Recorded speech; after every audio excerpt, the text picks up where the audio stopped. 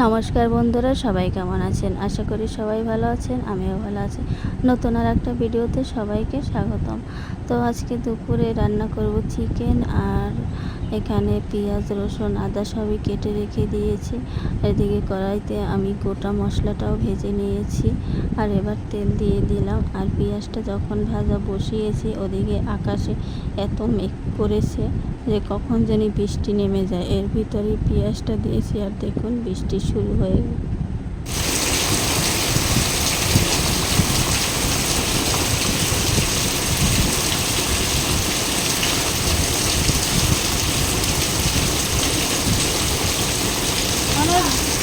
আর ওদিকে আমার জামা কাপড় রোদে দেওয়া ছিল, আর সেটা তুলতে গিয়ে পেঁয়াজটার অবস্থা দেখুন। পেঁয়াজটা অনেকটাই লাল হয়ে গেছে। আর যতই বৃষ্টি হচ্ছে আর ততই গরম বেশি পড়ছে, মানে বৃষ্টি হচ্ছে আর গরমও বাড়ছে। আর যেটা আজকে বলার জন্য আসছি, দেখুন আমাকে অনেকেই আপনারা অহংকারী বলেন। অহংকার করার মতন আমার কিছুই নেই। না পারি আমি গুছিয়ে কথা বলতে, না পারি সুন্দর করে ভিডিও এডিট করে মানে আপনাদের মাঝে দিতে কোনো। তারপরে আমার অহংকার করার মতন আমার কি আছে? না আমি দেখতে ভালো, না আমার কোনো ভালো গুণ আছে। আমি অনেক গুণী, সেটাও আমি না। মানে যেরকম চলে সেটুকুই, এর থেকে বেশি কিছুই না আমার। না আছে টাকা, না আছে বাড়ি, কোনো কিছুই নেই। তারপরও কিছু লোক আছে আমাকে হিংসা করে, কারণ তাদের একটাই মানে মন্তব্য, আমি আমি গরিব থাকা সত্ত্বেও কেন আমি মানে ভালো আছি, ভালো থাকবো। এটা কিছু লোকের আসলে সহ্য হয় না। তারা মনে করে তাদের বাড়ি আছে, ঘর আছে, তাদের বরের টাকা আছে, তারা যেরকম ইচ্ছা সেরকম চলতে পারে, তারা সব জায়গায় যেতে পারে, তাদের এসব শোভা পায়। কিন্তু আমি তো গরিব, আমার তো বরের এত টাকা নেই, আমার বাড়ি নেই, মাথার নিচে একটা ছাদ নেই, আমি ভাড়া বাড়ি থাকি।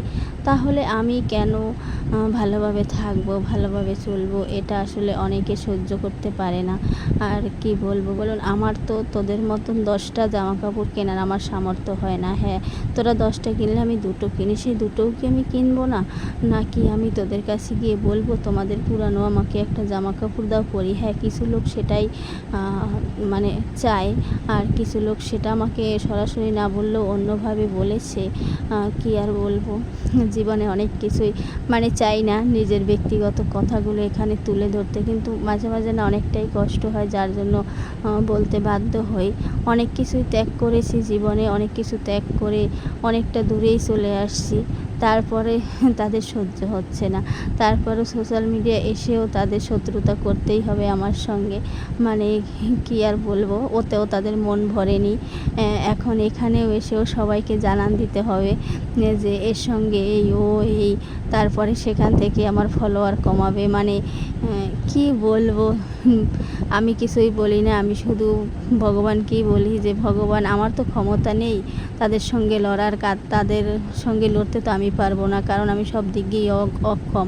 আমার নিজের কোনো লোকজন নেই, আমার পিছনে কোনো কেউ পড়বে না, কারণ আমি তো আসল জায়গায় আমি দুর্বল। কারণ যার অর্থ নাই, যার বাড়ি নেই, তার পিছনেও কোনো লোকই এসে সঙ্গ দেবে না।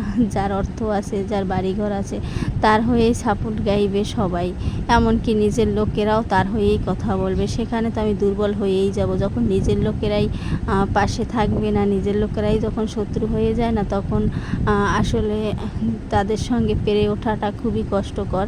তাই আমিও পারিনি, আমি সত্যি কথা পারিনি, কারণ নিজের লোকেরাই যখন তাদের সঙ্গ দিয়েছে, নিজের লোকেরাই যখন আমার শত্রু হয়ে গেছে, তখন কি তাদের সঙ্গে আমার মানে পেরে উঠি? আর তাদেরই সঙ্গ তারা দিয়েছে, তাই আমিও পেরে উঠিনি। কিন্তু এখন একটা পেজ খুলেছি, সেখানে এসে সবার সঙ্গে ভিডিও শেয়ার করে বেশ ভালোই আছে, কিন্তু সেখানেও দেখছি তার সমস্যা হচ্ছে, সেখানে এসেও সে সমস্যার সৃষ্টি করছে। আর কিছুই আজকে বললাম না, আজকে এই পর্যন্তই। সবাই ভালো থাকবেন, বাই।